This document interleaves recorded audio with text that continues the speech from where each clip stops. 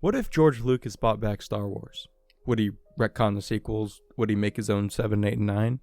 Before we get started, this video is completely theoretical. I do not believe George Lucas would ever actually buy back Star Wars, but it's very interesting to speculate. Lucas did talk about his sequel trilogy and what that would have been about. He even planned his own 7, 8, and 9. Lucas stated, "I had planned for the first trilogy to be about the father, the second trilogy to be about the son, and the third trilogy to be about the daughter and the grandchildren. Episodes 7, 8, and 9 will take ideas from what happened after the Iraq War," said Lucas. Okay, you fought the war, you killed everybody, now what do? Rebuilding afterwards is harder than starting a rebellion or fighting the war. When you win the war and you disband the opposing army, what do? The stormtroopers would be like Saddam Hussein's Ba'athist fighters that joined ISIS and kept on fighting. The stormtroopers refuse to give up when the Republic wins. They want to be stormtroopers forever, so they go to a far corner of the galaxy and start their own country and their own rebellion. There's a power vacuum, so gangsters like the Hutts, Darth Maul, who had been resurrected in the Clone Wars cartoons, he brings all the gangs together. Maul's very old,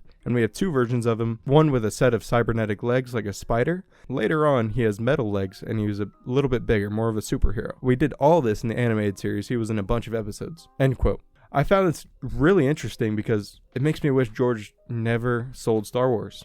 If he did go the route of retconning all the Disney projects, I believe this would have been the trilogy that he makes. Just imagine Darth Maul leading his own rebellion against the new found Jedi Order. Luke trying to teach younglings the way of the Force while Darth Maul is preparing for war would be an amazing storyline and could even be more impactful than the first two trilogies. In my opinion, if George Lucas would have bought back Star Wars, in actual reality, I think he would completely stay away from the original three trilogies. He stated many times that the first two trilogies were his vision and the sequel trilogy was not. And I think that's as far as he would take the retconning of the sequels without giving a yes, that's canon, or no, it's not sort of answer. I think he would go either to the far reaches of the galaxy or even to a new galaxy or in a drastically different time period and start a new storyline from scratch with zero of the original characters.